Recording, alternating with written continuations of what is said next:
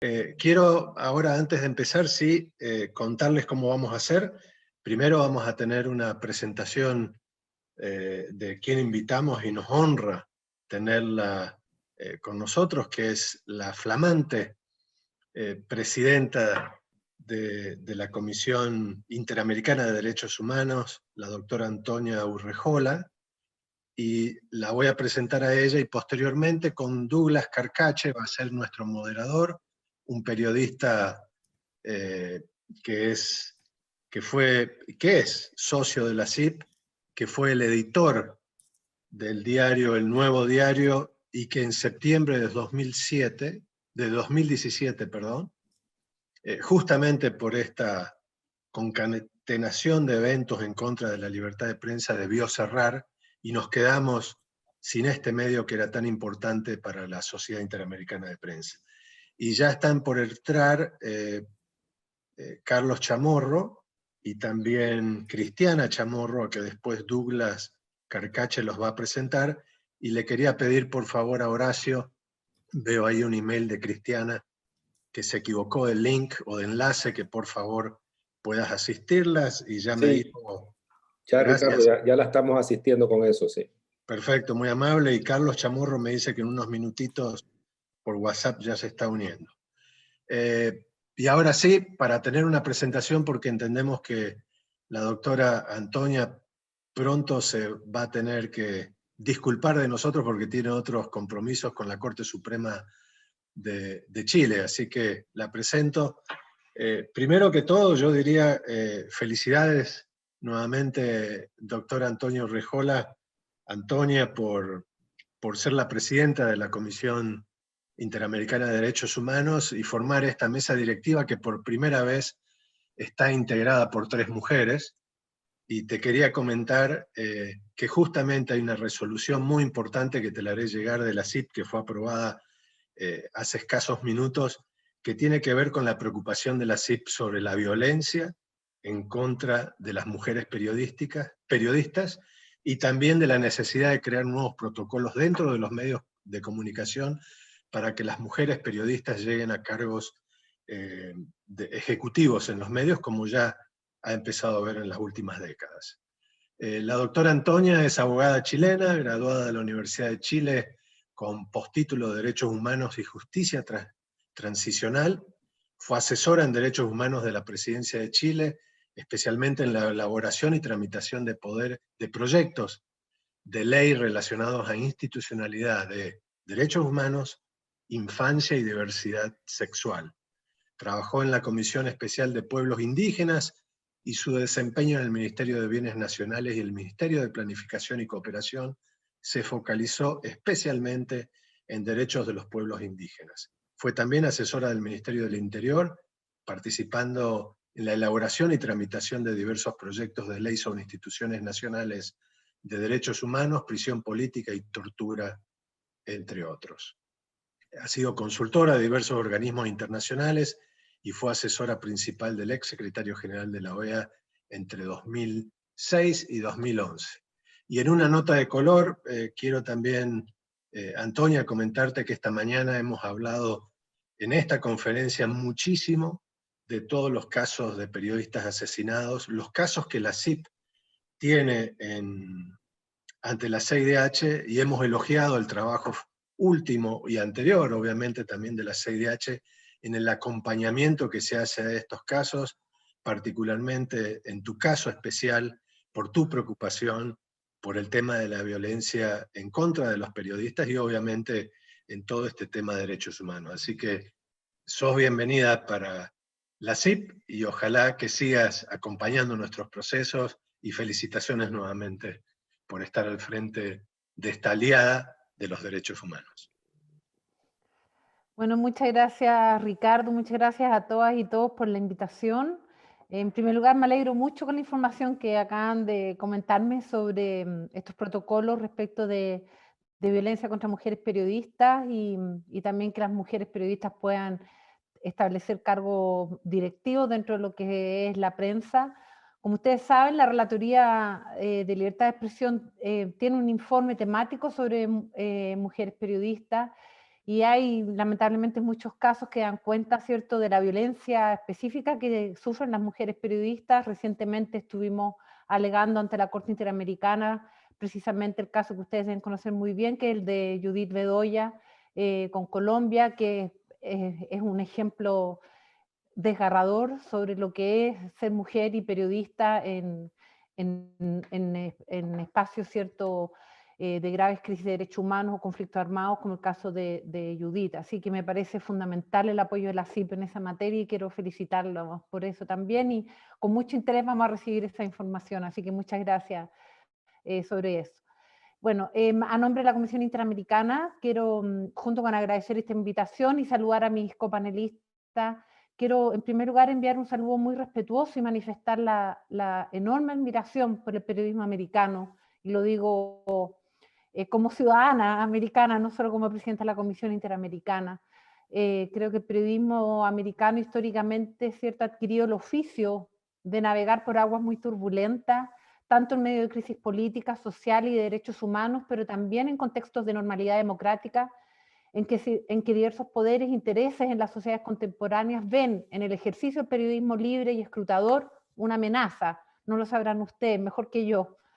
Y este oficio regional de las y los periodistas en nuestra América nos honra como Comisión Interamericana de Derechos Humanos, y saludamos a todas las personas que ejercen el periodismo independiente en sus diversas funciones, como comunicadores y comunicadores y como defensores de derechos humanos. Al final del día eso es lo que son los periodistas, ¿no?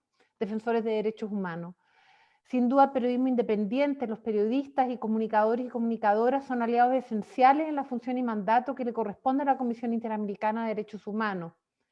Cada vez que la Comisión ha cumplido en estos más de 60 años de vida que tiene la Comisión, cada vez que nosotros hemos cumplido con nuestra función de promoción y protección de los derechos humanos, nos ha correspondido ejercer también nuestro mandato de manera independiente y autónoma, y muchas veces nos corresponde cuestionar el poder político. Y es por eso que, al igual que la prensa, como resultado de nuestra función, muchas veces somos también ubicados injustamente en alguno de los bandos, ¿cierto? En estos contextos de crisis política se nos acusa de sesgados, instigadores y otros epítetos que también les toca a la prensa, ¿no? A más de 60 años del nacimiento de la Comisión Interamericana, no peco, creo yo, de falta de modestia si digo que la Comisión Interamericana de Derechos Humanos ha exhibido siempre una ubicación específica en contextos complejos, esa que está al lado de las víctimas de los abusos, de las violaciones de derechos humanos, de las víctimas de las más grandes atrocidades que ha experimentado nuestra región, esa que busca la verdad y la hace explícita, pública, para que produzca justicia y reparación. Ese lugar, esa perspectiva, tiene mucho en común con el periodismo independiente. Entendemos entonces que en esta invitación está implícito ese reconocimiento a la labor de la Comisión Interamericana de Derechos Humanos, y por lo tanto quiero agradecer la invitación de la Sociedad Interamericana de Prensa por invitarnos a este espacio, una invitación que nos honra y nos alegra. Sin lugar a dudas somos aliados. Quiero también saludar, no sé si ya se han conectado, a mis copanelistas en este evento, a Carlos Fernando Chamorro y a Cristiana Chamorro. Mi admiración por el trabajo de Carlos Fernando es público, y lo he expresado ya en muchas ocasiones y creo que no voy a volver a repetirme, pero quiero recordar que desde el propio equipo de la Comisión Interamericana me han sugerido ya varias veces en distintos discursos referirme a Carlos Fernando como el más agudo cronista de la crisis nicaragüense, a partir, ¿cierto?, sobre todo de la crisis de abril 2018. Por supuesto, nadie supuso. Yo agregaría, como también ya lo he dicho antes públicamente, que los trabajos como los de Carlos Fernando y los equipos de Confidencial son cruciales para la construcción de procesos de recuperación desde crisis institucional y de derechos humanos, en que la verdad y la memoria de las atrocidades cometidas sean la base de esa recuperación, de modo que nunca más se use la estrategia de esconder debajo de la alfombra nuestros traumas, nuestros horrores, nuestros desgarros y sobre todo nuestras víctimas. Solo en base a esta verdad se puede avanzar. Por eso es que después de un largo proceso histórico en que la prensa ha jugado un rol muy importante, esta afirmación tiene una manifestación concreta en los estándares internacionales de derechos humanos relativos a la justicia transicional, de la cual yo soy además relatoria ante la Comisión en Memoria, Verdad y Justicia. Estas grandes ideas son el resultado del trabajo cotidiano de personas y equipos como el de Carlos Fernando Chamorro y los y las trabajadoras de la prensa en Nicaragua, los trabajadores, por ejemplo, de Confidencial. Es primera vez que comparto un foro con Cristiana Chamorro y debo ser muy cuidadosa al referirme a ella, porque siendo ya una reconocida precandidata presidencial para las elecciones que se prevén para fines de este año en Nicaragua, es parte de la contingencia política de la que una organización internacional independiente de derechos humanos debe mostrar neutralidad. Pero quiero destacar, ¿cierto?, que Cristiana es mujer, de hecho es una de las dos únicas mujeres frente a 8 precandidatos hombres hasta ahora en la contienda que se avecina en Nicaragua. Ello resulta una señal de los tiempos que hay que tener en cuenta, porque existiendo aún enormes brechas que superar en la materia, hechos como su candidatura, que rememora simbólicamente los hechos de 1990, en que doña Violeta Barrios asume la presidencia de Nicaragua, muestran el avance y la relevancia creciente de las mujeres en los debates públicos. La actual junta directiva de la CIDH que yo presido es también una muestra de aquello. A través de sus vínculos familiares, Cristiana nos recuerda algunos asuntos que son cruciales en la reflexión que hagamos hoy sobre Nicaragua y su futuro cercano.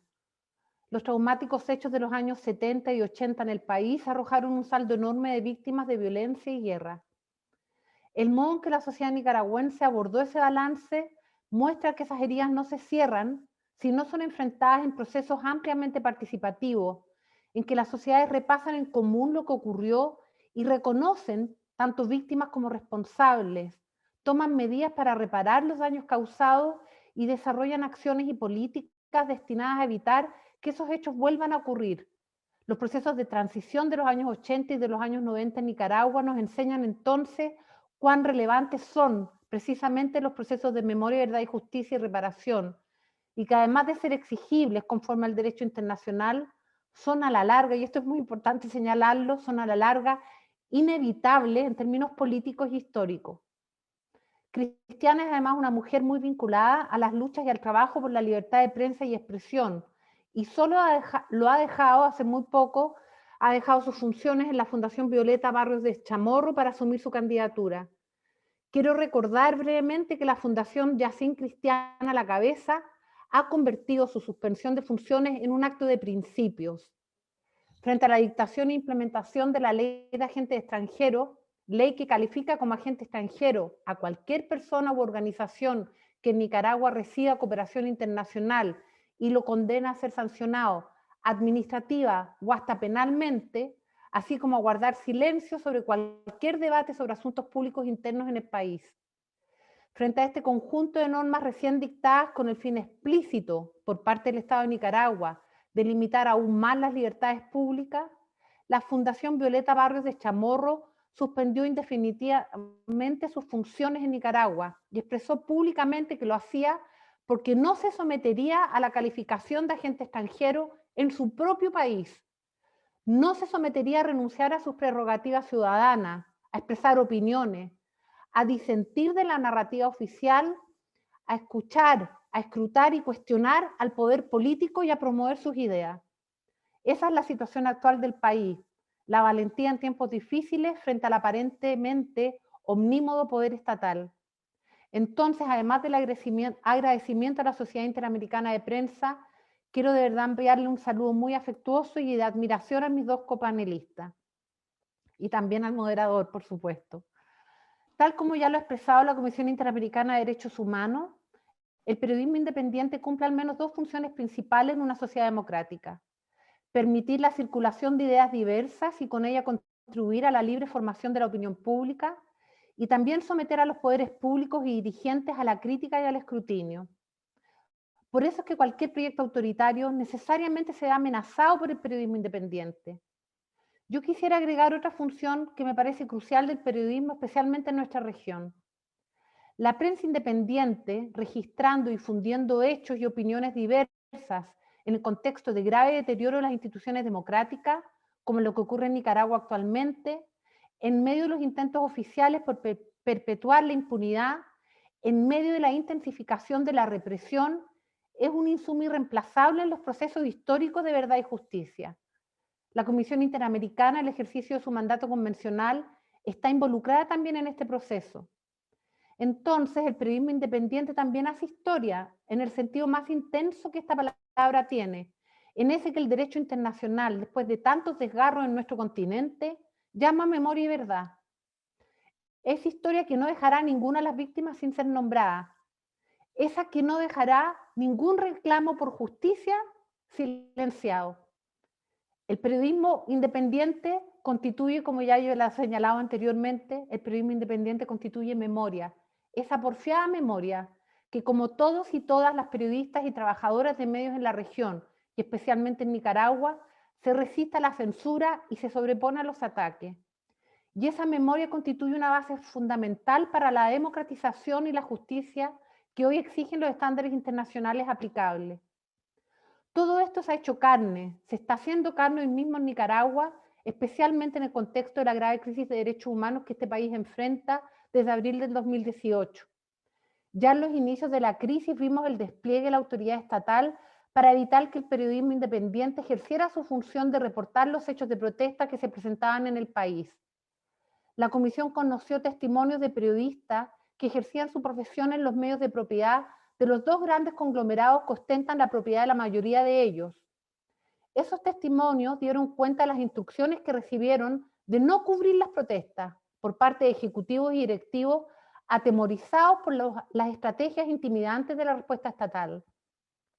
Todo el país fue testigo en la época de los inicios de la crisis durante el 2018 de la interrupción de señales y del ejercicio de la autoridad regulatoria local, de Telcor, para obstaculizar el ejercicio del periodismo libre. Esta autoridad sacó al Canal 12 de la parrilla de la televisión por cable. En la misma época, la señal de 100% Noticias fue suspendida por casi 6 días.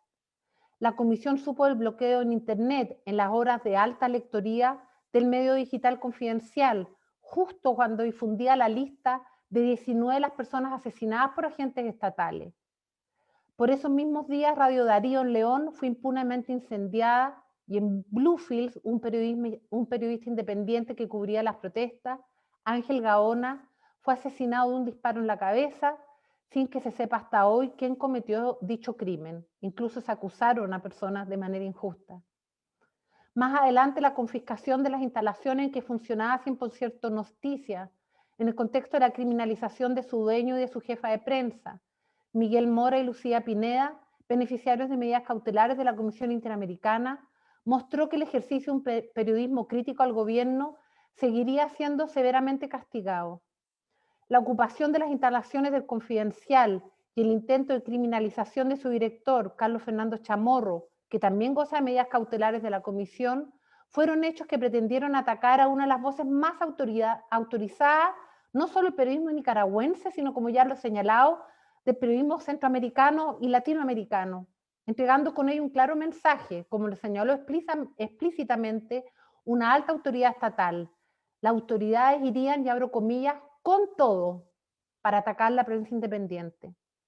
Los mecanismos de censura indirecta, como el permanente asedio y vigilancia de periodistas y personas trabajadoras de medios de comunicación, que en algunos casos se tradujo en detenciones y criminalización, pretendieron también silenciar a la prensa independiente y provocaron que al menos 90 de ellas y ellos hayan tenido que huir a otros países, muchos para seguir informando sobre Nicaragua a través de medios digitales independientes.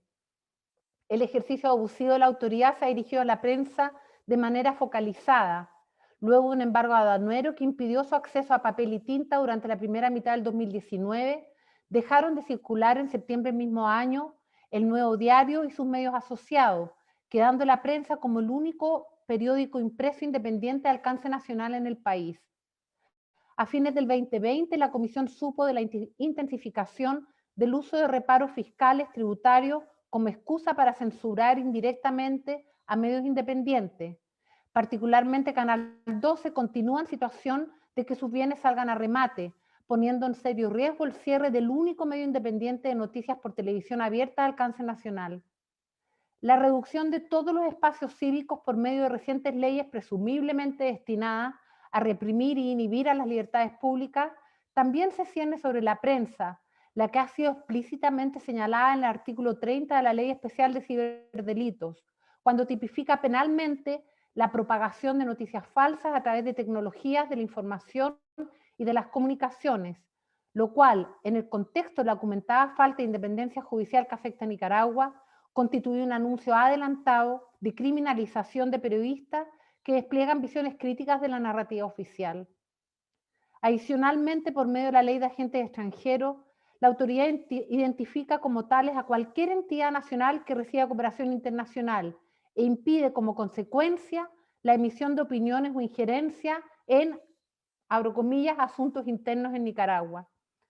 Hasta hoy continúan los ataques frontales a la prensa y en particular hemos sabido de al menos 2 allanamientos durante el mes de enero pasado sin ninguna orden judicial y sin siquiera una explicación de los motivos en el domicilio del periodista Aníbal Toruño, beneficiario también de medidas cautelares de la Comisión. Los periodistas que cubren eventos públicos en Nicaragua son sistemáticamente intimidados, registrados, amenazados, requisados y allanados por la policía. En esas circunstancias se han registrado incluso malos tratos físicos y agresiones sexuales en contra de mujeres. Las condenas penales de las que han sido víctimas Calúa Salazar de la Costeñísima y David Quintana del Boletín Ecológico por el ejercicio de sus funciones como periodistas independientes es un anuncio, yo diría, atemorizante de los ataques que podrían producirse este año, considerando toda la nueva legislación aprobada en contra de la libertad de expresión y de prensa.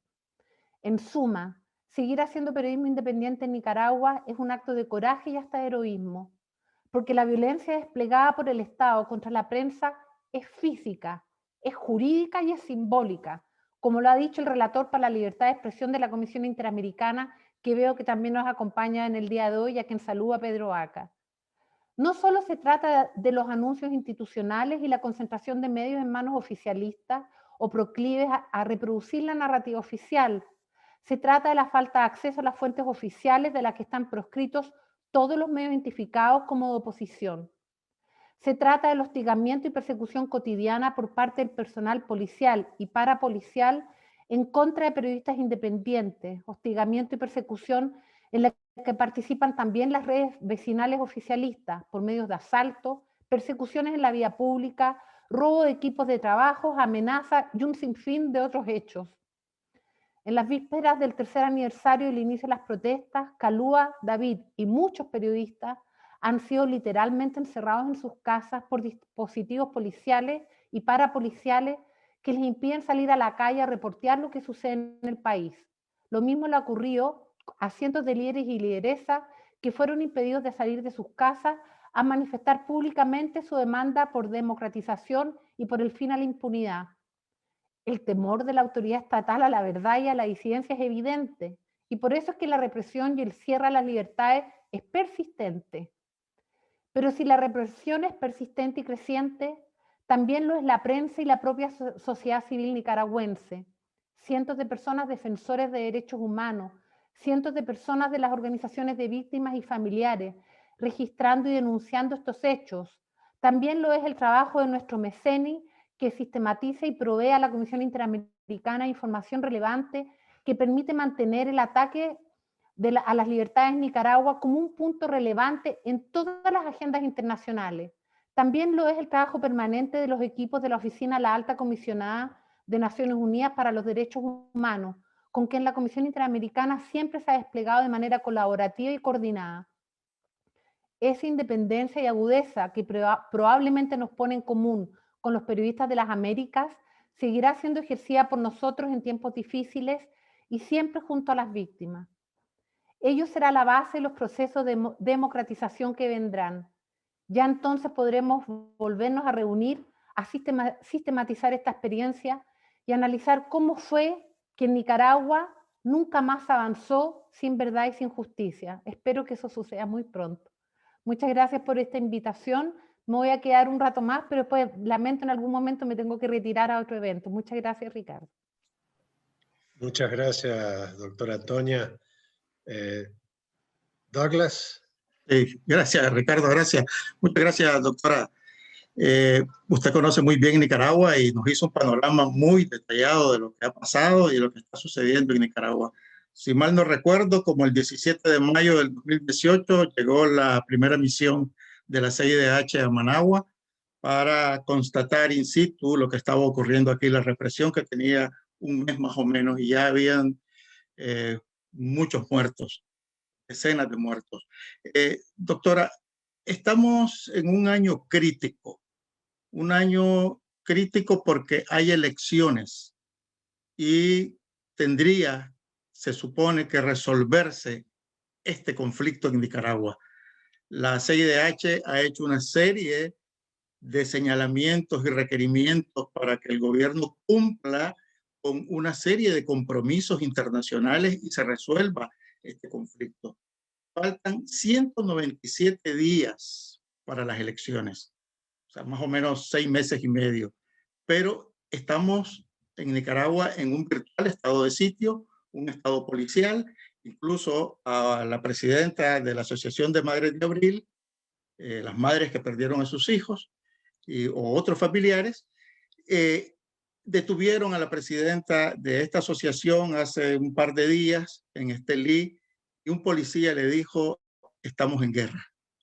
O sea, las detuvieron, las ultrajaron, luego las soltaron, pero fue, o sea, una manera no solo arbitraria, sino, bueno, se imagina. Y algo que me llama la atención que le dice un policía: que estamos en guerra.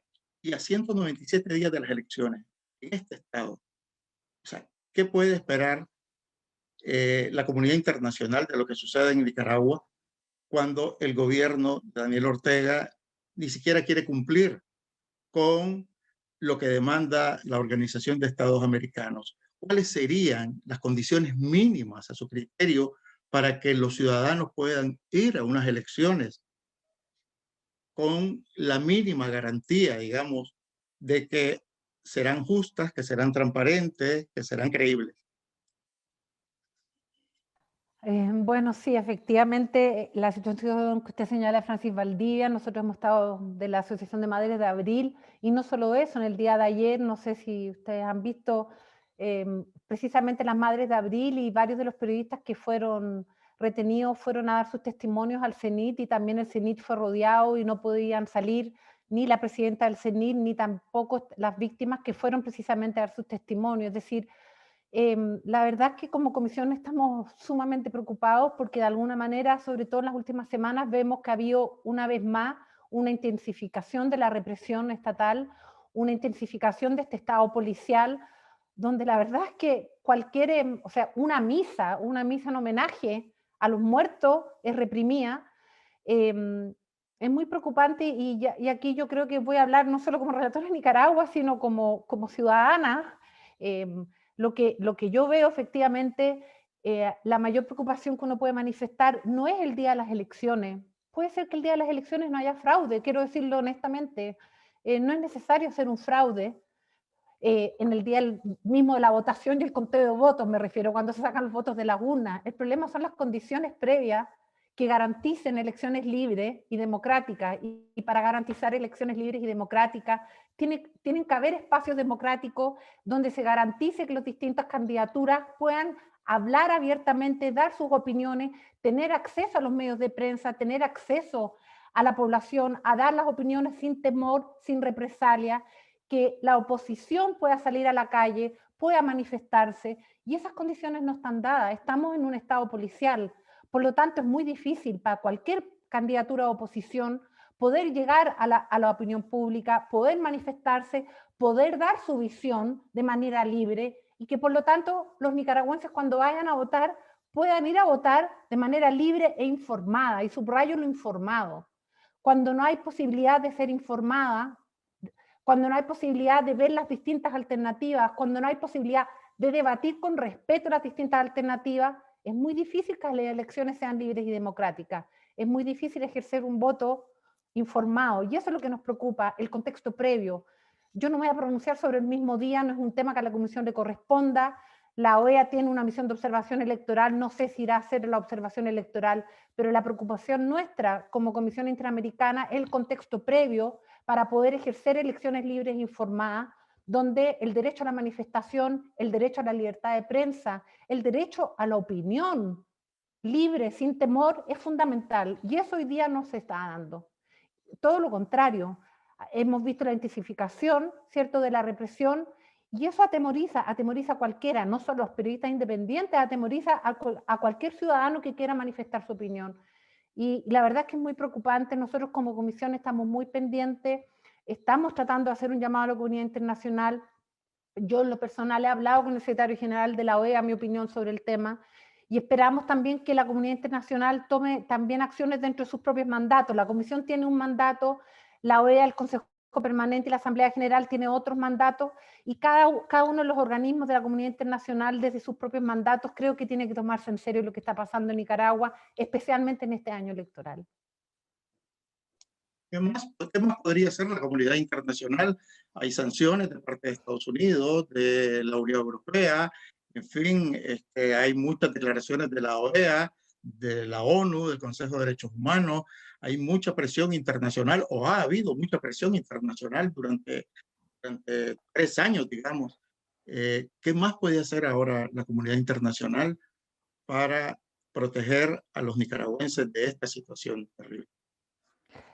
Yo creo que tiene que seguir ejerciendo sus presiones. Yo creo que los presidentes de la región, los cancilleres de la región, así como en su momento hubo el Grupo de Lima respecto de Venezuela, por ejemplo, me parece que una iniciativa de esas características, ya estoy hablando en términos personales, pero me parece que también hay que hacer, o sea, la región ha visto en otras ocasiones cómo la comunidad internacional se ha organizado, más allá del rol de los órganos, como la OEA, de la ONU, como la Comisión Interamericana o ACNUD. También los propios líderes de la región han tomado medidas en otras situaciones, y me parece que eso falta. Lo voy a ser bien franca, creo que eso falta, que los líderes de la región también tomen una actitud más decidida, más allá de los órganos correspondientes. Los líderes de la región también ejerzan un liderazgo más decidido en esta materia.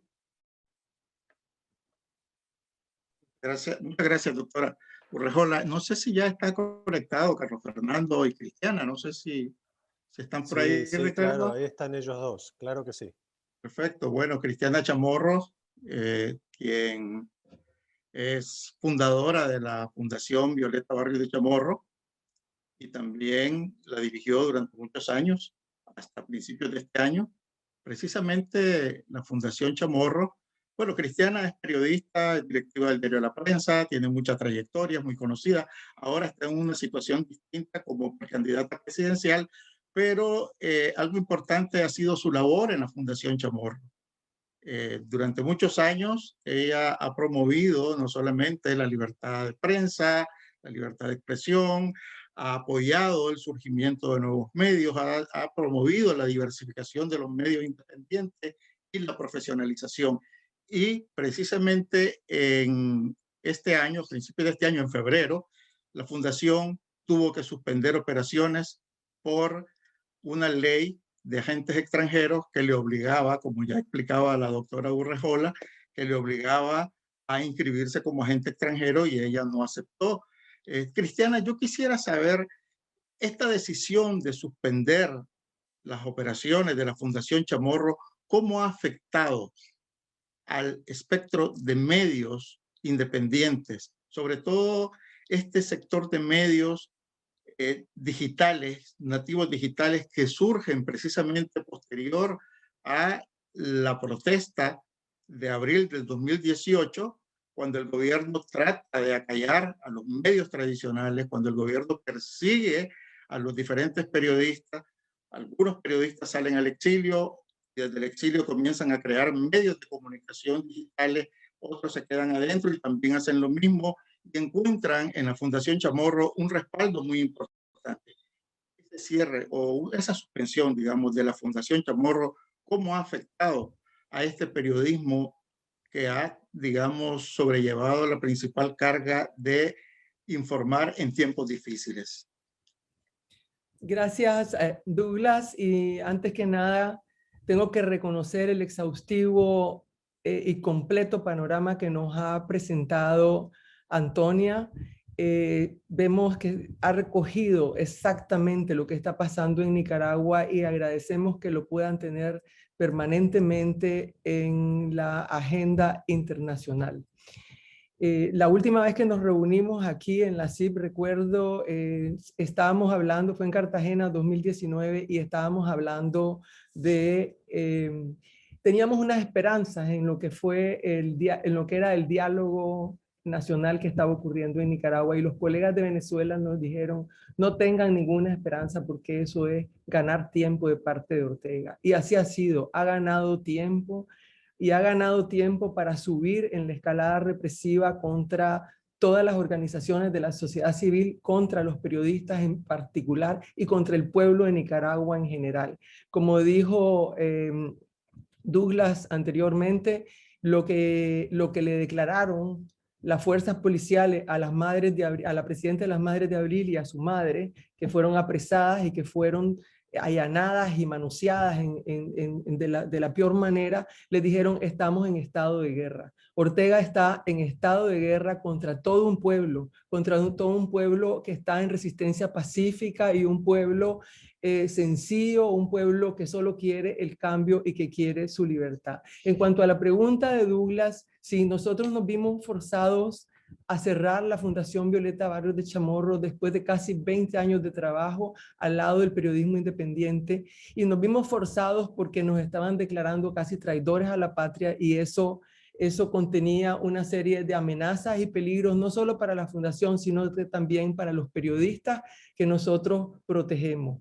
En este proceso sí lo que hemos hecho es seguirlos apoyando de diversas maneras en coordinación y alianzas con organizaciones como por ejemplo la Sociedad Interamericana de Prensa, que lo hicimos en enero del año pasado, en enero de este año al principio. Hoy, por ejemplo, ayer terminó esto, estamos en unas capacitaciones a periodistas donde están participando más de 70 periodistas, y esto en alianza con el grupo de reformas electorales para que los periodistas sean, digamos, el primer batallón de la defensa en lo que tiene que ser el voto ciudadano. Y así hemos seguido con distintas actividades en alianza, por ejemplo, con la prensa. Ahí la prensa alojó todo el esfuerzo que hace la Fundación mes a mes en estar reportando las represiones que se dan contra la libertad de expresión y contra los periodistas, que como saben son el blanco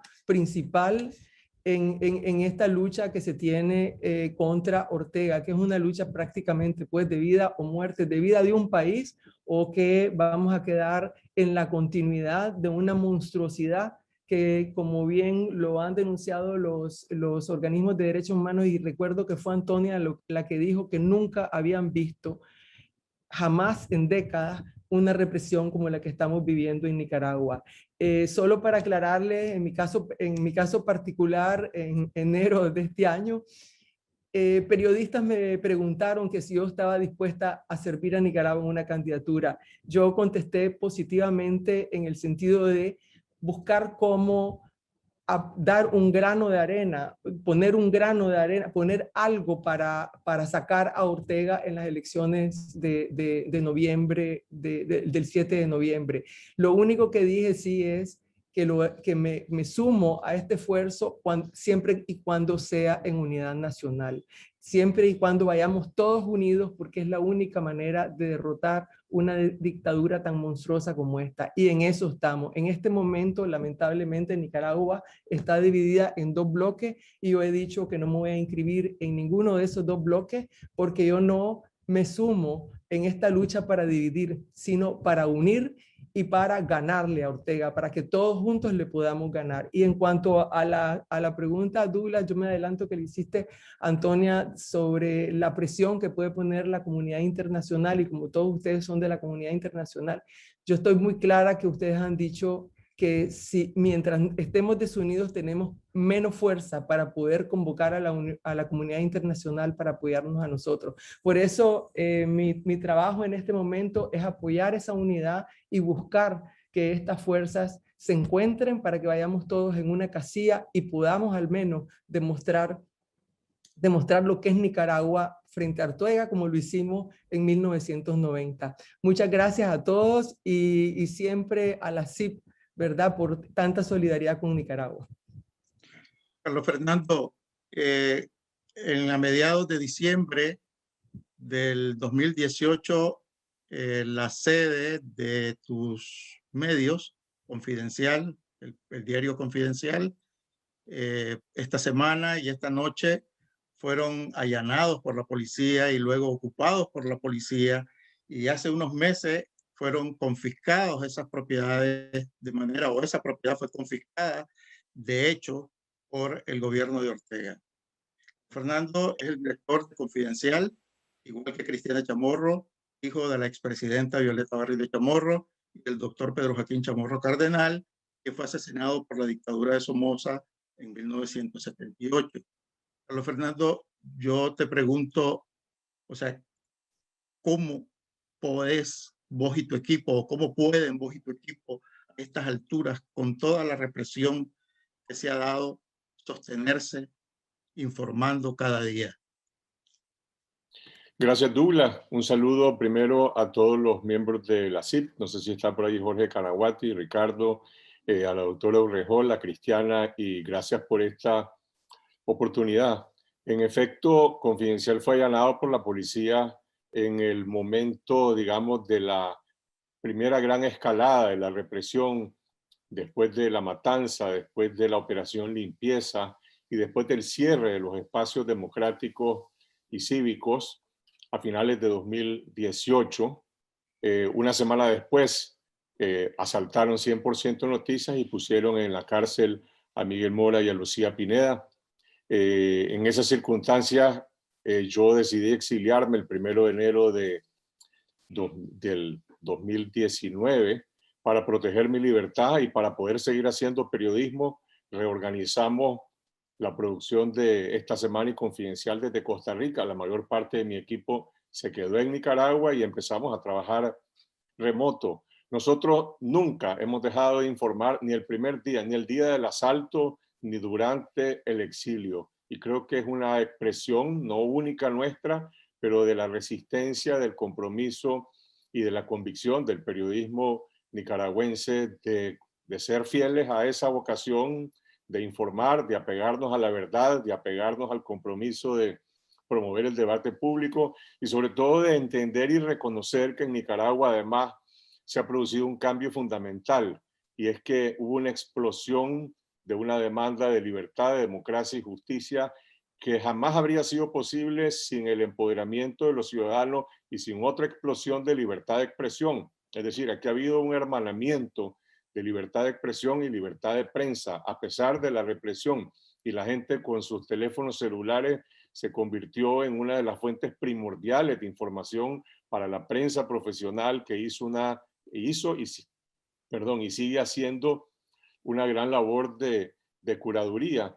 Bueno, nosotros seguimos, yo regresé del exilio a finales de 2019 sin ninguna garantía, a seguir reclamando la devolución de los medios confiscados y a seguir haciendo periodismo porque necesitaba estar en el país para tener una mayor cercanía con las fuentes, con la realidad. Hay otros colegas que no han podido regresar, otros sí lo han hecho. Creo que esos son decisiones individuales de cada persona, de cada colectivo, midiendo y sopesando los riesgos que tenemos que enfrentar.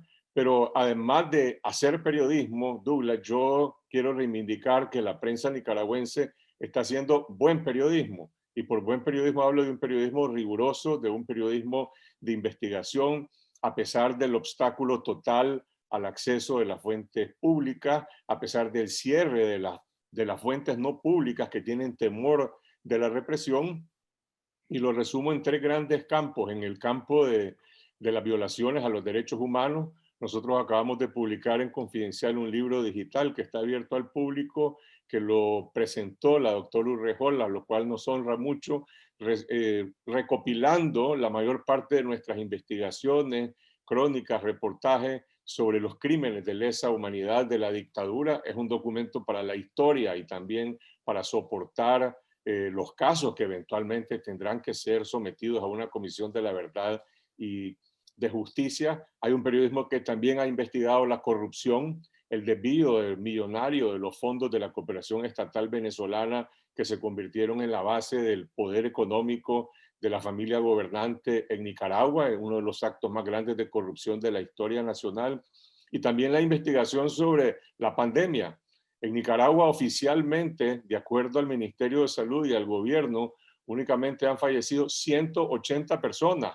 Somos un récord mundial de éxito en la preservación de la vida, y la realidad no es esa. La realidad es lo que ha investigado la prensa con los médicos independientes, con los salubristas, haciendo también periodismo de datos, y la verdad es que han fallecido más de 9.000 personas. Hay un exceso de sobremortalidad como resultado de la pandemia, y a pesar de eso se sigue haciendo buen periodismo. Hay un periodismo colaborativo. Creo que aprendimos todos a sumar fuerzas, a dejar de aferrarnos a la primicia, a defendernos juntos, porque es la única manera para hacer una cobertura en la calle. Los periodistas tienen que hacer una red, un pool para protegerse, y también se convocaron, nos autoconvocamos en el Foro de la Libertad de Prensa, otros en otro tipo de gremio, y creo que esa semilla de unidad de la prensa nicaragüense pues es algo esperanzador. Yo quiero agregar un comentario a la pregunta que se ha estado conversando acá sobre el papel de la comunidad internacional, de qué formas de presión, y es apelar a los colegas, es apelar a la prensa, en primer lugar a la prensa centroamericana, a la prensa de Honduras, a la prensa de Guatemala. Es crucial poner la crisis de Nicaragua en el mapa de la opinión pública y de sus propios países. Es la única forma, creo yo, de ejercer presión también en Centroamérica sobre el gobierno de Honduras, el gobierno de Guatemala, que en la crisis nicaragüense han tenido una actitud, en algunos casos uno podría decir cómplice, pasiva, o por lo menos que no se compadecen de la crisis de derechos humanos que ha habido en Nicaragua. Igual puedo hablar de la mayoría de los medios importantes en América Latina y en Estados Unidos. El 1 de marzo, Día Nacional de la Prensa Nicaragüense, se hizo una convocatoria internacional. Seguramente muchos de ustedes la suscribieron en solidaridad con la prensa nicaragüense. Lo convocó la Fundación Gabo, la Fundación García Márquez. Yo agradezco profundamente ese gesto profundo de solidaridad para visibilizar la crisis nicaragüense. Pero necesitamos que la prensa internacional venga a Nicaragua. En Nicaragua no habrá observación internacional de la OEA. Y no lo digo yo porque tenga una bola de vidrio. Tengo la convicción de que Ortega no va a ceder. Aquí no habrá observación de la OEA, ni de la Unión Europea, ni del Centro Cártel. Quizás en la semana previa a las votaciones, como decía la doctora Urrejola, se les permite a unos grupos venir a hacer lo que llaman acompañamiento, pero observación no habrá. La única observación que se puede hacer si hay elecciones competitivas el 7 de noviembre la va a realizar la prensa nicaragüense, y es importante también el acompañamiento de la prensa internacional. Gracias a la doctora Urrejola, tiene que retirarse por otros compromisos. Le agradecemos mucho por su participación muy importante en este panel. Cristiana, estaba revisando el último reporte de Reporteros Sin Fronteras y ubica a Nicaragua en el sitio 121, donde se le cataloga un país con una situación difícil en términos de libertad de prensa. El último rango, digamos, es situación muy grave. Del continente solo aparece Cuba. Por la experiencia que hemos tenido en Nicaragua, yo creo que de la situación difícil a la grave nos queda muy poco espacio. Pues no sé cuáles son los parámetros de Reporteros Sin Fronteras, pues hay una serie de parámetros ahí que incluso a lo mejor toman en cuenta que hayan medios privados, y en Cuba no lo hay, pero la situación en la realidad nicaragüense creo que es más que difícil. ¿Cómo ves vos esto y qué más crees que puede suceder en Nicaragua, sobre todo si el régimen de Ortega se trata de mantener más allá de este año?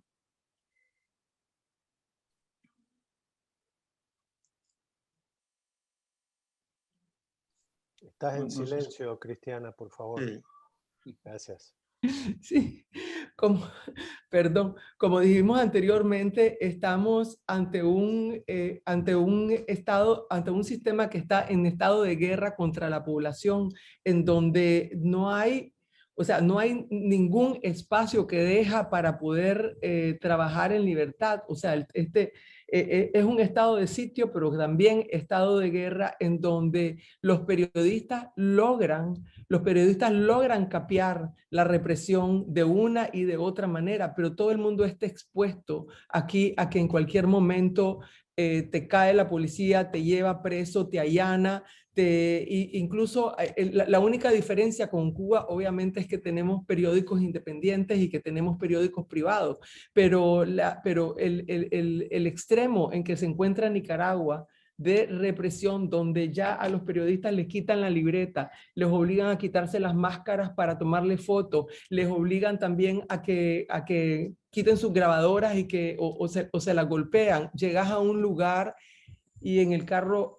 andás una bandera. El otro día me sucedió a mí, te bajan del carro y te quitan la bandera. O sea, es una situación donde solo la valentía, como decía Carlos Fernando, y el coraje de esta prensa y de este pueblo que en general, que no se deja y que sigue en resistencia, puede detener lo que tenemos encima. Pero lo tenemos y la gente no descansa, la gente sigue adelante, la gente busca cómo, y los periodistas en particular, cómo sortear la represión. Ahora, nos están asfixiando por todos lados porque los medios están asfixiados, pero sí hay un esfuerzo de esta prensa independiente utilizando todas las tecnologías y toda la fuerza mediática. En eso, la fundación de distintas maneras y apoyados con otras organizaciones, seguimos impulsando la capacitación y la entereza de estos periodistas.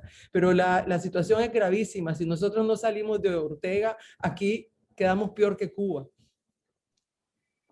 En octubre el gobierno aprobó algunas leyes, una de ellas la ley de ciberdelitos, ley especial de ciberdelitos, que amenaza con cárcel a quien por medios digitales difunda información que a criterio del gobierno sea considerada falsa o que cause alarma, que provoque zozobra. En fin, hay una serie ahí de calificaciones que hace el gobierno para amenazar no solamente periodistas, también a ciudadanos, todos los que usen los medios digitales. Incluso le exige en el reglamento a los operadores de servicio, a los prestadores de servicios de telefonía e internet, que guarden durante un año como mínimo las comunicaciones privadas y todos los chats y todas esas comunicaciones que los ciudadanos y los periodistas utilizan por la vía digital. Carlos Fernando, esto de alguna manera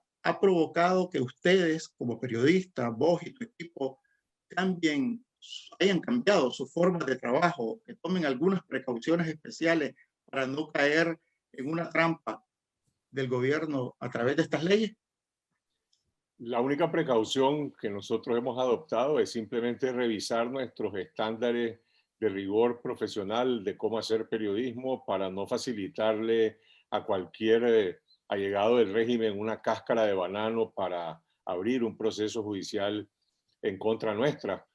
Uno puede tomar todas las medidas y todas las precauciones del caso, pero si hay una decisión política de la otra parte de abrir un proceso, eso no lo va a evitar. Y aprovecho que veo que está por acá Miguel Enrique Otero, para saludarlo y solidarizarme con él y con el Nacional en Venezuela, que es objeto de un juicio político descomunal promovido por Diosdado Cabello. En Nicaragua hasta hoy, principalmente las acciones represivas del régimen han sido de facto. Cuando en la crisis de 2018 se aprobó la ley de financiamiento del terrorismo, nosotros estábamos preparados con los abogados pensando que podían aplicar esa ley al medio de comunicación confidencial y simplemente el gobierno llegó, ocupó el medio sin ningún tipo de mandato judicial y sin apelar a ninguna ley.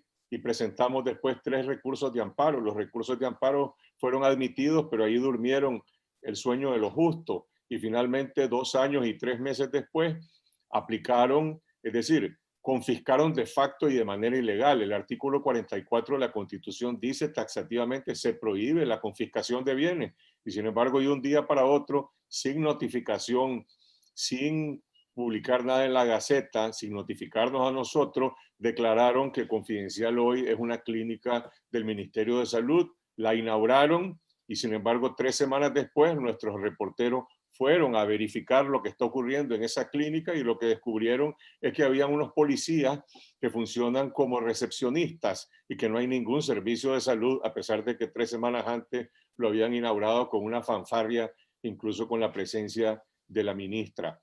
Esta ley de ciberdelito es una amenaza, es grave. Yo creo que es una ley extremadamente intimidatoria, en primer lugar para los servidores públicos, a los que menciona con nombre y apellido, en cuanto a atribuirles delito de compartir información pública, y también a los ciudadanos que ejercen la libertad de expresión y que se comunican a través de las redes sociales. No es particularmente dirigida solo contra periodistas. Creo que hay una particularidad de Nicaragua que se diferencia, afortunadamente, y espero que esto que voy a decir no quede acá en esta burbuja de nosotros, los que estamos en este foro de la CIP, y es que no se han impuesto los niveles de control sobre Internet que existen en Cuba y en Venezuela. En Nicaragua, decía la comisionada Urrejola, por ejemplo, en la crisis de abril, sí hubo una intervención a Confidencial, duró 14, 18 horas. Sin embargo, nuestro sitio se ha mantenido en línea todo el tiempo y nos bloquearon en la televisión, es decir, impusieron también una censura de facto en la televisión para que no pudiéramos transmitir en el canal 12, y estamos entonces en Facebook y en YouTube, pero no hay hasta hoy un mecanismo de intervención del régimen que vote las señales digitales de los medios y que intervenga en las redes. Hay una guerra de troles, obviamente, hay granjas de troles, pero el espacio de recuperación de libertad y que ha sido fundamental para que la prensa sobreviva, ha sido, Cristiana lo decía, esos espacios en la tecnología y en las redes sociales. No sé cuánto tiempo va a durar esto. Obviamente hay un entrelazamiento de esta alianza represiva, Cuba, Venezuela, Nicaragua, se prestan fórmulas de cómo reprimir, y yo simplemente espero de que podamos preservar y que podamos proteger nuestros medios digitales, aún con esa ley de ciberdelitos. Lo único que tenemos que hacer es chequear, pero repito, a Miguel Mora lo llevaron a la cárcel acusado de terrorismo y de instigación al odio, porque unas personas vinculadas con el régimen, bueno, las reclutaron para que lo acusaran a él de ser responsable de asesinatos en los que no tenía ninguna relación, ni él como periodista, ni el medio de comunicación. Entonces, la ley de ciberdelito es completamente discrecional. Nadie dice que es información falsa. Eso lo va a tipificar Daniel Ortega y la Rosario Murillo el día que quieran bajar la guillotina contra un periodista y contra un medio de comunicación. Y el caso es que quieren que esas leyes queden dentro de la reforma electoral, según lo que está proponiendo el Partido Sandinista en Asamblea Nacional. En abril del 2018, el gobierno, me acuerdo que silenció 5 canales de televisión. Algunos que estaban solamente en el cable, los silenció para que no informaran sobre lo que estaba pasando al inicio de las protestas. ¿Vos te imaginas cómo será la cobertura periodística del proceso electoral próximo, suponiendo que haya condiciones mínimas? Si por la víspera se saca el día y lo que ocurrió el 18 domingo de abril, 19, 20, 21, 22, que es esta manera de triplicar el despliegue policial, el control, el asedio, las detenciones, el cerco en las casas de los ciudadanos, las agresiones contra los familiares de las víctimas, pues yo creo que tenemos una proyección de lo que puede ocurrir. Este régimen, así como yo pienso, no va a ceder ir a una elección con observación internacional, no va a cesar este estado policial, a menos que la presión popular lo desborde, que la presión popular recupere esas libertades. Y obviamente estamos hablando, por lo tanto, de un escenario o de control de parte del régimen y de sometimiento, digamos, de la prensa y esos espacios, o un espacio de incertidumbre, donde desafortunadamente creo que los periodistas nos coloca también en el blanco principal de ese tipo de agresiones, porque van a querer callar a la prensa, en efecto, como explica Douglas, como ocurrió en las primeras semanas de abril. ¿Qué es lo que pasó? Impusieron la censura, pero eran momentos en que la gente recuperó la libertad. Casualmente, hoy es 22 o 23, hoy se está conmemorando en Nicaragua la primera gran marcha masiva que originalmente la convocó el sector empresarial y fue desbordada por la población que se dirigió a una universidad. Participaron decenas de miles de personas y unos días después se recuperó la señal de 100% noticia. Era tanta la presión popular que el régimen tenía que ceder, pero sin presión posiblemente Ortega va a querer mantener el control. Esos son ya temas que rebasan, creo yo, pues el resorte de la prensa y colocan más bien los dilemas en manos de los líderes políticos de la oposición, en el sentido de en qué momento van a poder decidir bajo qué condiciones ejercer más presión, ir a una elección todos juntos o en todo caso oponerse todos juntos. Según organismos internacionales, hay más de 100.000 nicaragüenses refugiados en otros países, Costa Rica, por ejemplo, y son nicaragüenses que salieron al exilio, salieron a buscar refugio precisamente por la represión que se da a partir de abril del 2018. Cristiana, ¿qué posibilidades ves de que puedan retornar de forma segura estos nicaragüenses antes de las elecciones?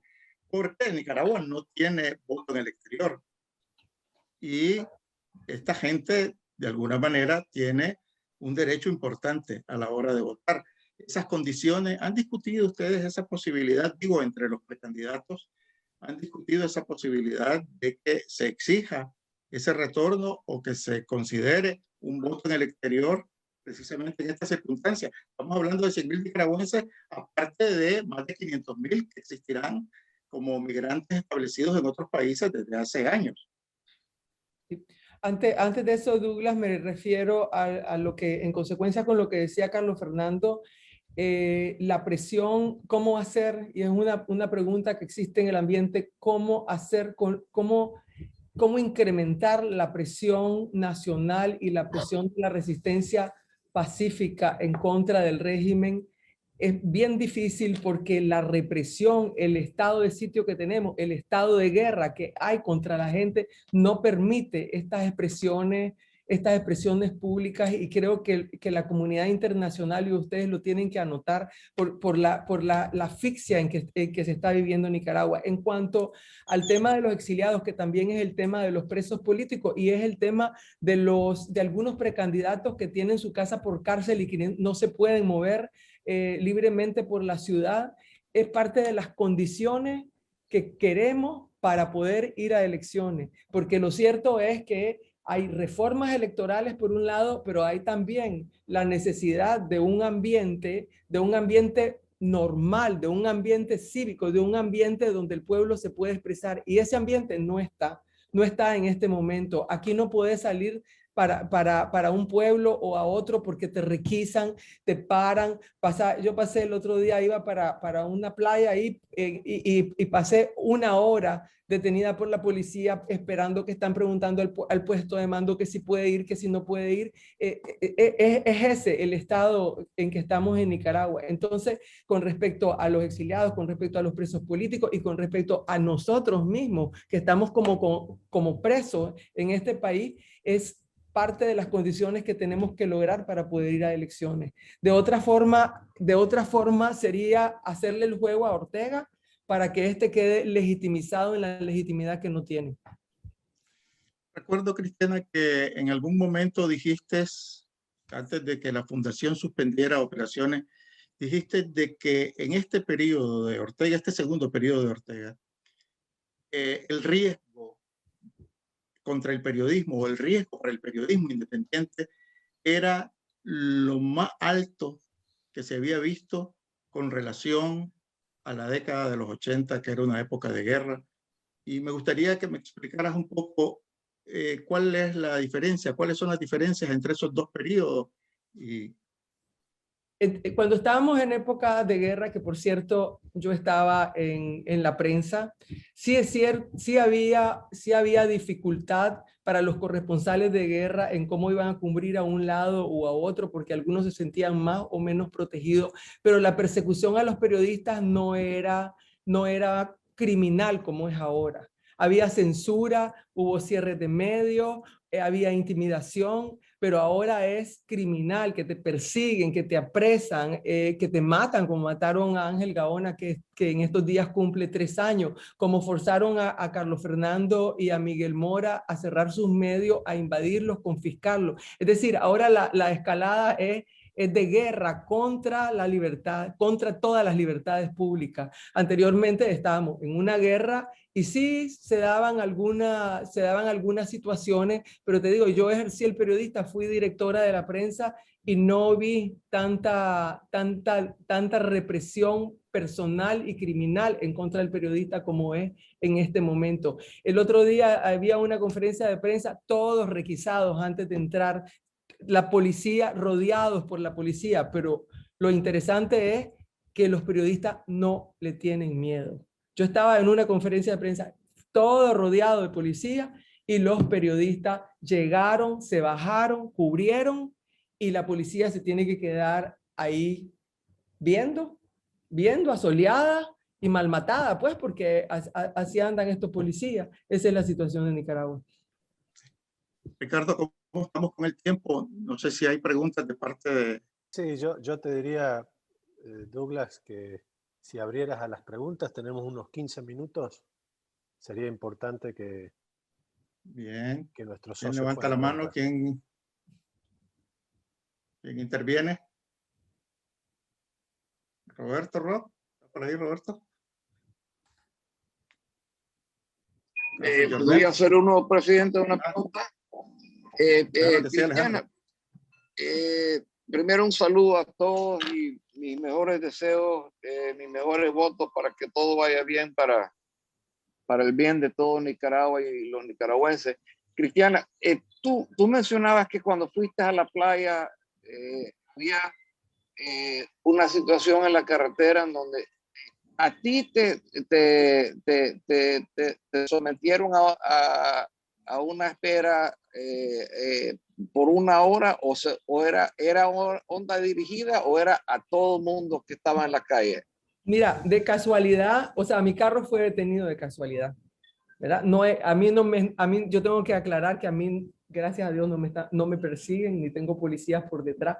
Entonces estaban requisando carros normalmente en la, ¿cómo se llama? En la carretera, pero cuando vieron que era mi nombre, no hallaban qué hacer. Y como era de noche, entonces se comenzaron a rodear y era llegando arriba a llamar a los puestos de mando, a preguntar y preguntar hasta que, bueno, le dije al señor, mire, ya llevo aquí tanto tiempo, mire, ¿dónde voy? Yo iba a un cumpleaños de una nieta, le digo, mire, ahí voy yo a la piñata y eso, yo también soy de Río, pues, y le metí plática y entonces ella me dijo, bueno, váyase, pero fue que él, o sea, el comando no le daba tampoco las señales de qué hacer, entonces él no sabía qué hacer, pero después ya lo dejaron ir. Pero ese es un caso, como les digo, particular de que si hubiese sido, creo yo, otro precandidato o otro político, tal vez no lo hubieran dejado pasar o le revisan más, ¿me comprendes?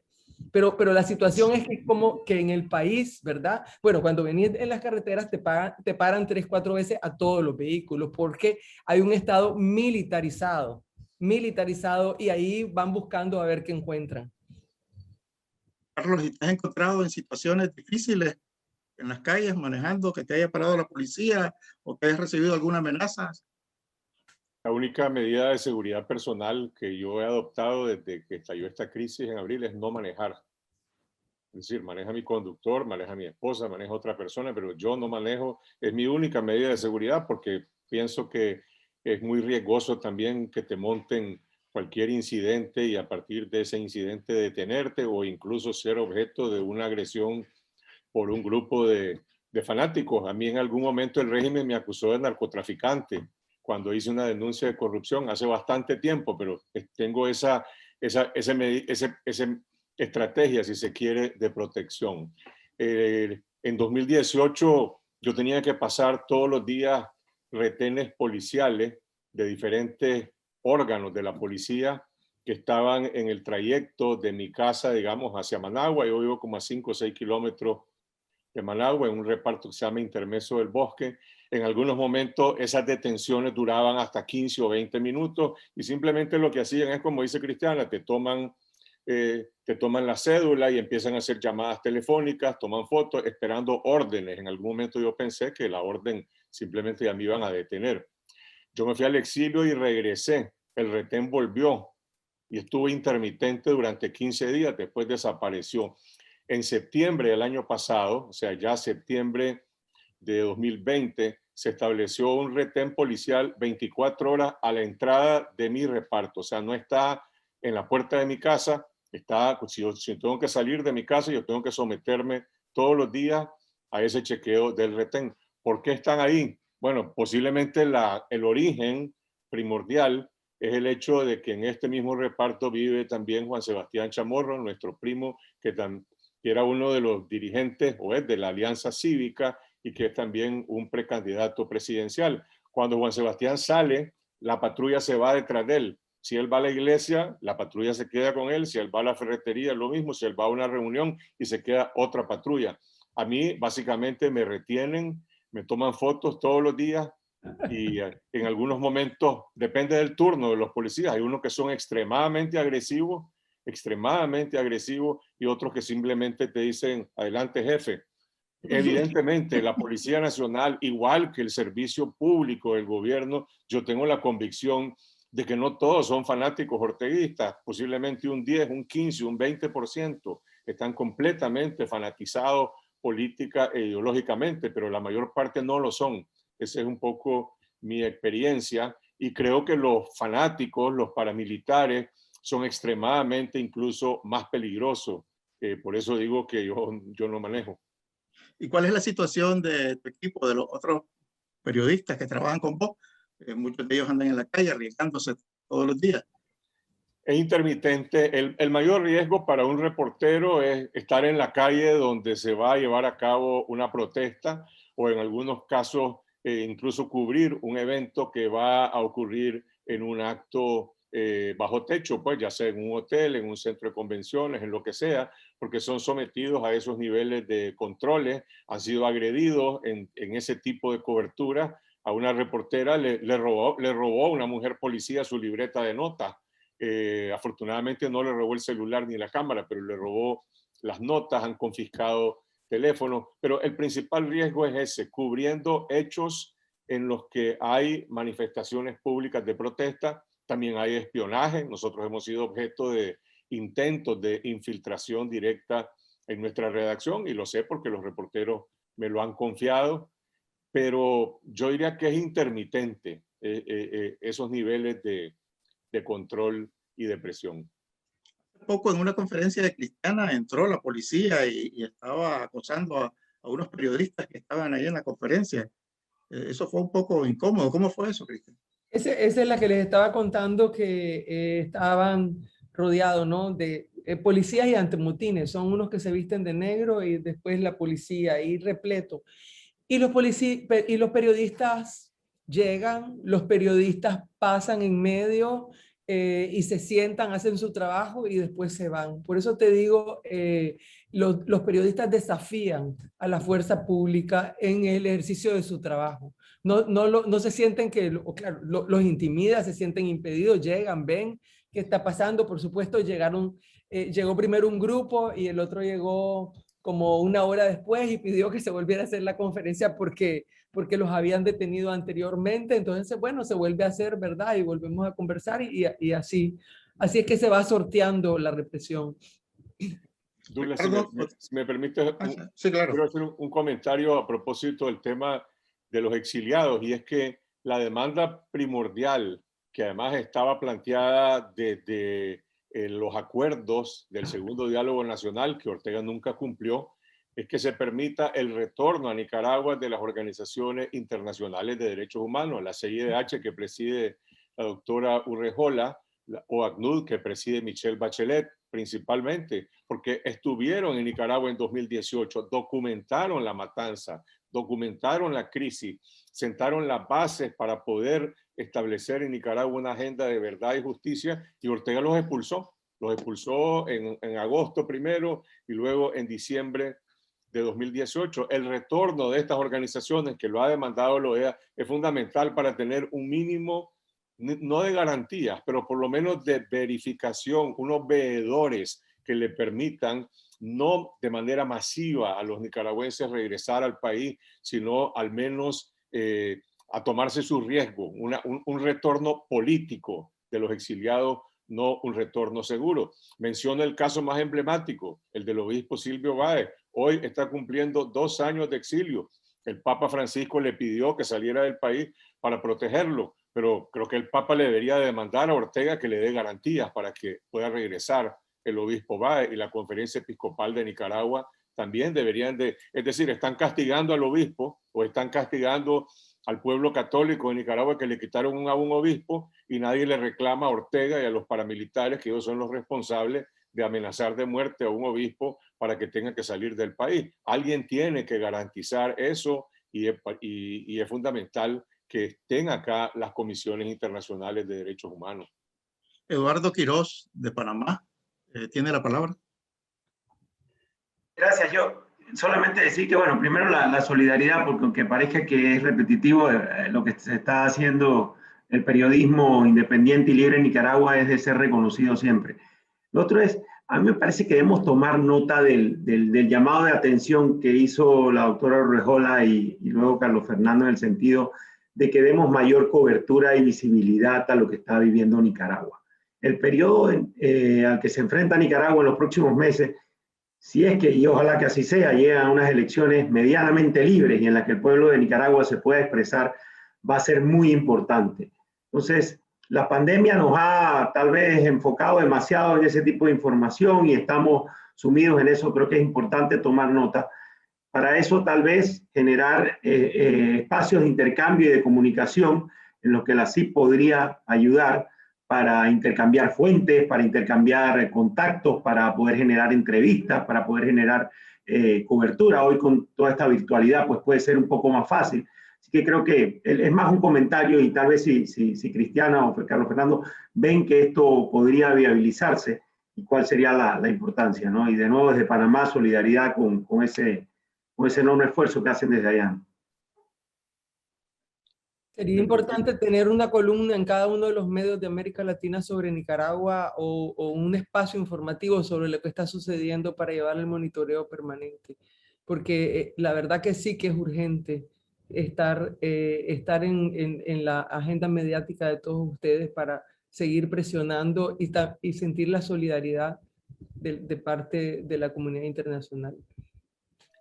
Yo quiero decir como testimonio personal que tengo un profundo agradecimiento por los colegas y la prensa costarricense, particularmente Teletica Canal 7, que a mí me brindó una retaguardia fundamental, insustituible, para volver a hacer periodismo. Desde el primer día que llegué refugiado a Costa Rica, Teletica sigue brindando ese apoyo, esa solidaridad. La Nación de Costa Rica también, y otros medios en El Salvador y en otros países de América Latina, pero coincido totalmente con Eduardo. Es decir, e insisto, Honduras, Guatemala, es decir, los países, Panamá también, República Dominicana, países que forman parte del SICA.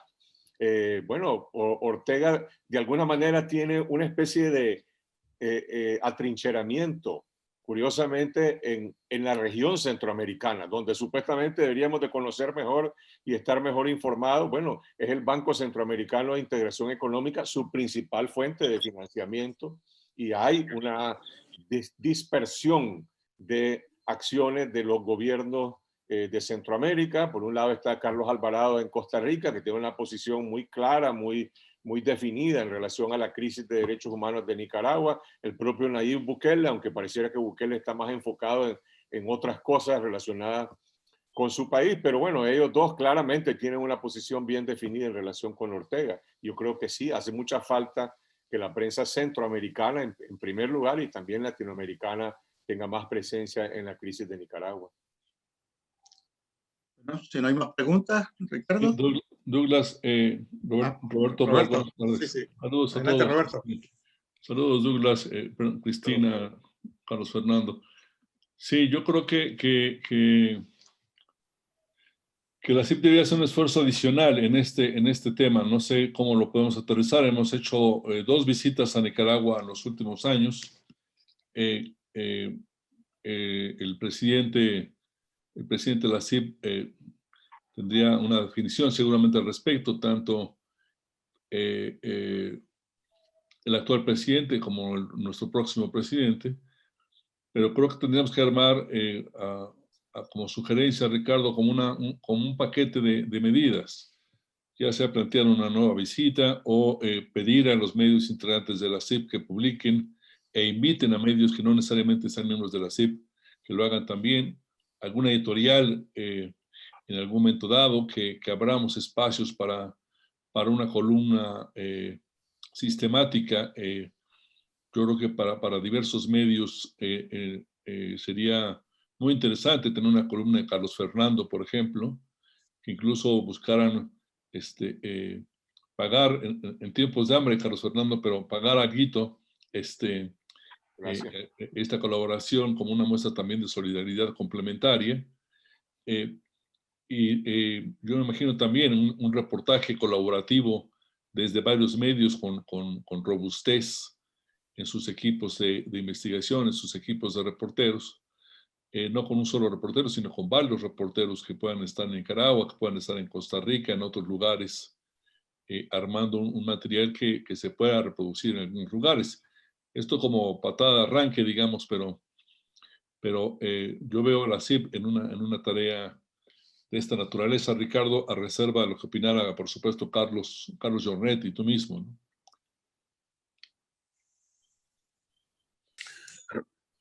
Ricardo, ¿puedo hacer una pregunta? Adelante, Sebastián. Muchas gracias, Sebastián Pastor de Honduras.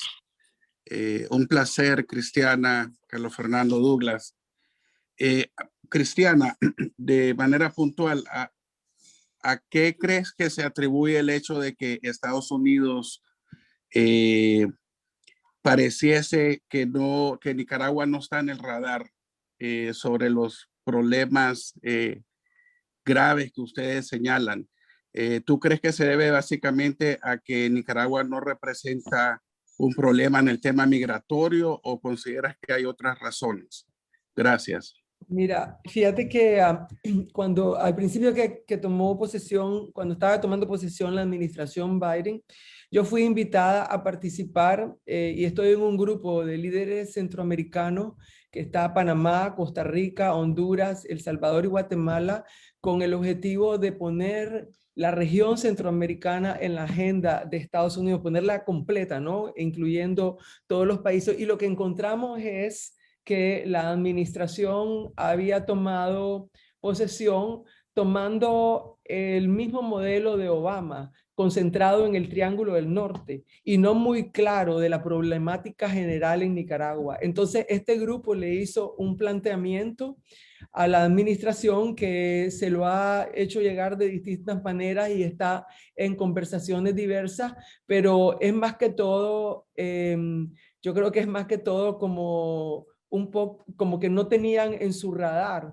la política de Centroamérica completa, sino que para salir del paso agarraron lo que estaba en el Triángulo del Norte, porque para ellos el problema de la migración es el que los concentra sin tomar en cuenta que los problemas de Nicaragua, los problemas de Costa Rica, Panamá y también el resto del Triángulo del Norte se tienen que ver en conjunto, porque se tienen que visualizar de que todos ellos contribuyen a la suma de la migración, principalmente cuando hay países como el de Nicaragua en situaciones como esta. Si se dan cuenta aquí, cuando se hacen encuestas, 2 de cada 3 jóvenes lo que aspiran es irse del país, es decir, aumentar la migración en Estados Unidos.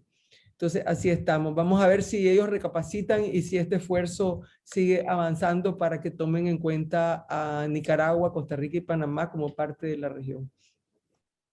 Gabriela Vivanco, de Ecuador, había pedido la palabra. Muchas gracias. Buenas tardes con todos. Primero para solidarizarnos pues, con los colegas de Nicaragua. Ha sido la verdad un honor. Yo he participado en 2 de las misiones de la CIP. Fuimos a Nicaragua y la otra estuvimos en Washington, y realmente vemos con mucha preocupación lo que está pasando. Yo creo que apoyo la idea de buscar un espacio, por ejemplo, de alguna forma no sindical, pero compartir una columna de opinión en nuestros medios que venga un poco a contar la problemática de Nicaragua desde el punto de vista de las libertades, y nosotros estaríamos muy gustosos a participar. Y yo creo que la otra cosa que quizá podría también, o podría la CIP, es el momento de emitir alertas. Yo sé que obviamente se hacen las alertas al momento y son muy puntuales con respecto a las cosas que pasan, pero yo creo que quizá en ciertas circunstancias nos falta un poco de contexto al entender realmente que hay situaciones que hoy en día en Nicaragua son mucho peores de las que se ven en Venezuela, por ejemplo. Y uno en la escala o en el imaginario popular, en términos de restricciones de libertades, siempre está Cuba, está luego Venezuela, Nicaragua viene para atrás. Y cuando ya le vamos ganando carrera a países como Venezuela y quizá en ciertos sentidos también a Cuba, por ejemplo, es realmente muy preocupante, pero sería muy importante poder comparar, por ejemplo, ciertos temas de legislación, ciertos temas de derechos. Yo me acuerdo que uno de los argumentos cuando en Ecuador estuvo la situación muy difícil con respecto a la libertad de prensa, cuando empezamos a agarrarnos del argumento de que era la peor ley que había en la región, la ley de comunicación de Ecuador. Y eso nos daba mucha palanca para impulsar el tema y el debate en escenarios internacionales. Entonces, esos contextos comparativos creo que son también muy útiles para levantar más interés, porque obviamente yo creo que una de las prioridades es mantener siempre el tema de Nicaragua en la agenda, y cuando se va alargando tanto tiempo y cuando va pasando el tiempo, tiende un poco a diluirse la atención que obviamente juega en detrimento de toda la población de Nicaragua. Muchas gracias. Carlos Jornet había pedido la palabra, ya estamos por cerrar. También María Elvira Domínguez, entiendo. Muchas gracias, Douglas. Bueno, desde ya, como le expresamos en aquel momento, Cristiana, cuando fue la entrega del premio Pedro Joaquín Chamorro, cuenta tú y todos los nicaragüenses, Carlos Fernando, Douglas, con la total solidaridad nuestra, y bueno, todas las acciones que se les ocurran que podamos instrumentar, las vamos a conversar con Ricardo, con Jorge Canaguati. No sé si es factible hoy, Roberto, hacer una misión a Nicaragua, pero se pueden explorar alternativas desde misiones virtuales a algún otro tipo de acciones como estas que iban surgiendo, las que proponía el propio Roberto, Gabriela, hacer alguna solicitada tal vez en medios de la región o de todo el continente, expresando un poco la situación de Nicaragua, y también, ¿por qué no?, alguna columna de opinión, como bien planteaba Gabriela, que podría ser reflejada el mismo día por las páginas de opinión de los diarios del continente. Creo que tenemos que ser creativos, creo que tenemos que tener una acción proactiva, en este caso, anticiparnos a hechos más graves que se pudieran producir. Yo conozco muy bien la situación de lo que está pasando, por lo que hemos estado charlando con ustedes y con el propio Ricardo, pero cuando uno los escucha presencialmente o a través de la pantalla, como en este caso, surgen situaciones mucho más delicadas de las que conocíamos, y creo que hay que estar permanentemente alertas y permanentemente siguiendo y monitoreando la situación de lo que se produce. Así que bueno, desde ya me comprometo a conversar el tema con Jorge, con el propio Roberto, que conoce muy bien la situación y la región, y con Ricardo para ver qué acciones podemos tomar en lo inmediato.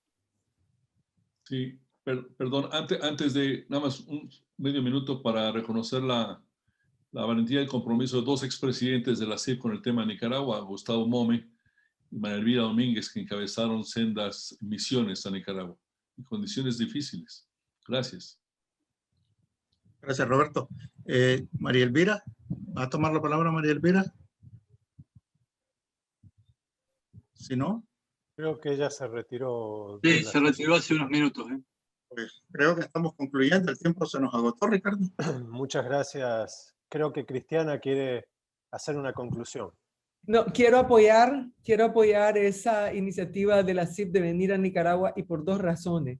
Una, para hacer un informe de la situación del Estado de la libertad de expresión frente a elecciones. Yo creo que es bien importante que el mundo lo conozca y que además ustedes, con la rigurosidad que tienen, señalar dónde están los peligros para el periodista. Y la otra razón, para que se reúnan con el periodismo independiente, le den ánimos y el periodismo independiente se sienta que está acuerpado y que tiene con ellos todo un continente de periodistas libres apoyándolo y llevando el monitoreo de la situación que tienen estos periodistas aquí en Nicaragua. Yo creo que sería muy importante y no tengan miedo porque pueden pasar como turistas de entrada y después ya se instala la comisión. Muy bien. No va a ser entrar sino salir. Está bien. Sí, aquí se quedan. Unas últimas palabras, Carlos Fernando.